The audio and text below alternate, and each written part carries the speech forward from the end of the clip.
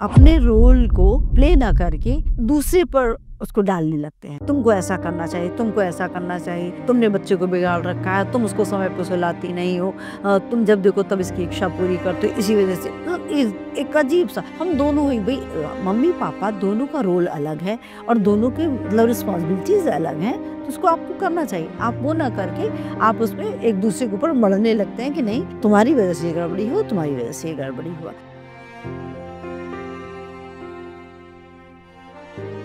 Hello, मैं doctor सुधा मिश्रा, आपकी family का। मैं विगत 15-16 वर्षों से लगातार फैमिली काउंसलिंग करती आ रही। बहुत से मुद्दे हमारे जीवन में दिखाई देते हैं, आते हैं, जिनको सुलझाते समझाते मैंने ये सोचा कि मैं अपने चैनल के माध्यम से कुछ बातें आप तक पहुंचाऊं, ताकि जब घर में कोई प्रॉब्लम आए, जब कुछ समस्याएं दिखाई दे, तो आप बिना उसको बड़ा रूप दिए हुए, आप बिना अदालतों में जाए हुए और बिना किसी और बड़ी चीजों के आप खुद से उसको सुलझा सकें। उसी के क्रम में मेरे पास लोग पूछते भी हैं और ऐसी चीजें आती भी हैं। तो आया कि बच्चों के मामले में जब पेरेंट्स आपस में लड़ने लगते तो उस समय क्या करें, कैसे उसको रोकें, कैसे सुलझाएं। क्योंकि घर है, जब घर हमारा होता है तो बच्चे भी हैं, हस्बैंड भी है, वाइफ भी है, दादी मतलब सभी लोग हैं। न्यूक्लियर फैमिली भी होती है और हमारी कंबाइंड फैमिली भी होती है, तो उसमें बच्चे बड़े सभी रहते। पहली बात तो ये है कि पेरेंट्स जो मदर फादर है उनको करना चाहिए कि वो बच्चों के सामने, भले ही बच्चों का मुद्दा है, भले मतलब सब कुछ बच्चों के लिए ही आप कर रहे हैं, आप उनके सामने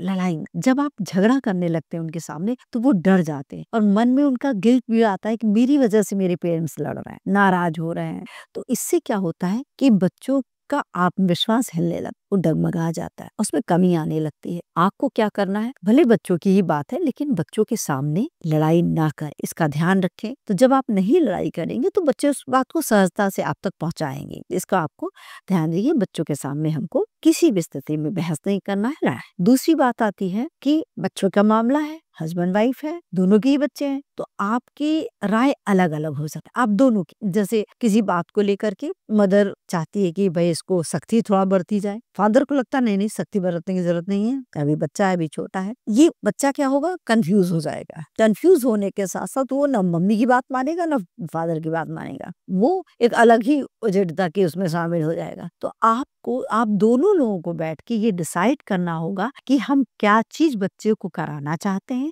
और क्या चीज रोकना है। जब मम्मी पापा संवेद स्वर में, मम्मी पापा एक साथ एक तरफ होके बोलेंगे तो बच्चे को लगेगा कि ऐसा करना चाहिए और यही होता है जो भी है। तो ये हर मामले में, बच्चा छोटा है तो बच्चा बड़ा है तो आपको ये देखिएगा, ये चीजें आप महसूस करेंगे।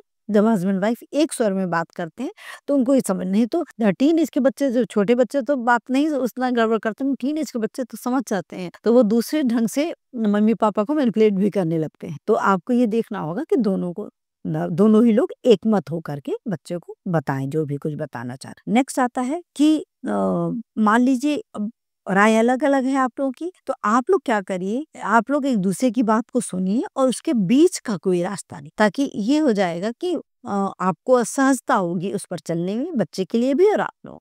तीसरी चीज हमको करना क्या होता है कि जैसे कि बच्चे को सही और गलत बताना है, सिखाना। अब सिखाने के लिए हमारी आदत क्या होती है, हम घर में बच्चे से कहते हैं, हम आप करके बोलते हैं, बच्चा बेटा आप ऐसे कर लीजिए, बेटा आपको कर लो। उसी जगह हम अपने बड़े को, चाहे वो हस्बैंड वाइफ जो भी, उसको तुरंत तुम कहते हैं। अब ये बताइए बच्चा कितने दिन तक ये समझ पाएगा कि आप शब्द कहाँ बोलना है, कैसे बोलना है, ये चीज तो नहीं होगा। आपका आचरण भी वैसा होना चाहिए। क्यों? क्योंकि हमारी आइज की मेमोरी ज्यादा होती है। जैसे हम कभी किसी को कहीं भी देखें, इसको कहीं देखा है, इसको कहीं देखा है, ऐसा महसूस करते हैं। तो बच्चा जब रोज देखेगा कोई चीज आपको करते हुए, आपको बोलते हुए, तो अपने आप उसके आचरण में चला जाएगा, उसको आपको अलग से समझाने की जरूरत नहीं होगी। तो आपको ये ध्यान रखना है कि बच्चे के मामले को लेकर के जो हम लोग लड़ने झगड़ने लगते हैं, वहां पर हम अपने बिहेवियर पर ध्यान रखें और इस तरह से बच्चे को, तो अपने आप बच्चा उसी की कॉपी करेगा।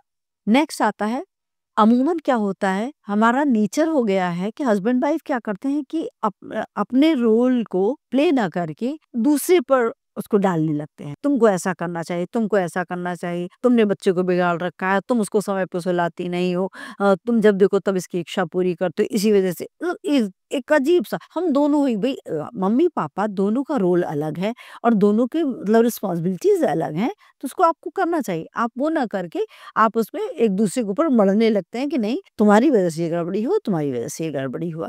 तो आपको यहाँ पर ये ध्यान रखना होगा कि आपस में आप बात करिए कि अब तो जो हो गया सो हो गया, चलो मिल करके सोचे कि कैसे बच्चे को हमको ये चीज बताना है, ये सही है ये गलत। हमारे पास एक अभी मामला आया जिसमें कि वो बच्ची जो कि अच्छा खासा मतलब 14 इयर्स की थी, छोटी नहीं थी। एक बच्चे ऐसे भी होते हैं जो ग्रैंड पेरेंट्स के लिए जान देते रहते हैं, और वो बच्ची इस बात से नाराज हो रही थी कि जो हमको मतलब मुझको अपनी दादी के कमरे में क्यों सुलाया जा रहा है, दादी के साथ क्यों सुलाया या दादी मेरे कमरे में क्यों सुलाया, इस बात से वो अपने पेरेंट्स से लड़ रही थी। अब आपको यहाँ समझना था कि वो 13-14 साल की बच्ची किसी दिन और छोटी भी रही होगी ना, आपने कैसा उस समय माहौल रखा। आप अनजाने में ही अगर मदर इन लॉ आने वाली हैं तो आप नाराज होती रही, आप वो होती रही नहीं मुझे नहीं, वो कहाँ सोएंगी कैसे सोए, आप ही ने बोला था। बच्चे के मन ने उसको एक्सेप्ट कर लिया, पकड़ लिया, और वो आगे आकर के आपके सामने लाके खड़ा करेगा। हम अपना ही प्रतिरूप अपने बच्चे में पाते। जब हम कोई भी चीज गलत सिखा रहे होते हैं जिसको कि हम अपने मामले में सही समझते हैं, आप बिल्कुल मत भूलिए कि बच्चा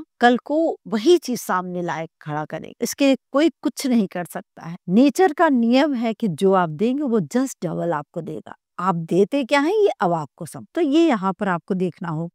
यहाँ पर आपको क्या करना है, बच्चे को कुछ भी समझाना है, कुछ भी बताना है, तो आप वहाँ पे एक टीम वर्क की तरह का, तो उसको लगे कि हमारे घर में ऐसा ही होता है, मम्मी पापा एक होकर के बात। ऐसा नहीं होना चाहिए। पता चला अगर मदर किसी बात पे नाराज हैं और वो बच्चों को डांट रही हैं, तो फादर तो तुम तो हर समय डांटती रहती हो, ये बच्चा परेशान हो जाएगा। बिल्कुल नहीं। आपको अच्छा लग रहा हो न लग रहा हो, फिर भी आप थोड़ा दूर होके बैठिए। जब डांट कर खा लेंगे, बातें और चीजें हो जाएंगी, तो धीरे धीरे बात को और अलग ढंग से समझे। तुरंत उस समय कोई चीज ना करे। अमूमन ग्रैंड पेरेंट्स के साथ भी होता है। मदर ने मना किया कि मोबाइल नहीं देखना है, और पता चला पेरेंट्स क्या करते हैं कि बच्चा मेरे पास आ जाए तो उसको मोबाइल से बुलाने लगते हैं। तो ऐसे सिचुएशन को थोड़ा संभालें, और अपने आप ही लोग अपने जो लॉज हैं उनसे भी कहें। अब दोनों ही मतलब इस चीज को बात करके सलटाएं कि भाई बच्चे की लाइफ को हम कैसे संभालें। उसके मामले को लेकर के लड़ना झगड़ना चीखना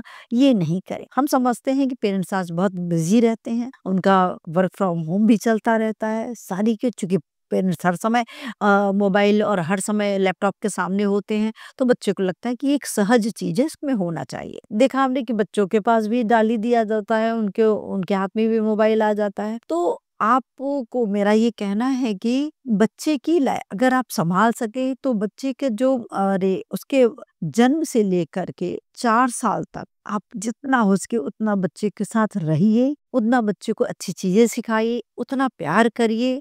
आप देखेंगे बाकी जीवन और आराम से हो जाएगा। इसलिए क्योंकि जब हम ऐसी स्थिति में जाते हैं तो अरे बच्चों को एक प्रॉब्लम आने लगती है। बच्चों को हमने सिखाया ही नहीं होता, या हम अपने आराम के लिए कि भाई रोएगा चिल्लाएगा इसको पकड़ा दो, मोबाइल पकड़ा दो, ये कर दो। तो वो थोड़ा सा जब आप फ्री होकर के बच्चों को देखेंगे तो आप उसको एंजॉय करेंगे, उसकी लाइफ को आप जितना अच्छा बना सकेंगे बड़े आराम से बन जाएगा। तो ये आपको देखना होगा कि हम बच्चों को लेके लड़े झगड़े नहीं, बल्कि बच्चे को लेकर के खुद एक टीम बने, और बच्चे को उसमें अच्छी चीजों के साथ, उसको अच्छे खाने के साथ, अच्छे चीजों के साथ उसको आगे बढ़ाएं, बातचीत के साथ, अपने आचरण के साथ। उस बच्चे को जब वो देखेगा तो अपने आप चीजों को और अच्छा करता जाएगा।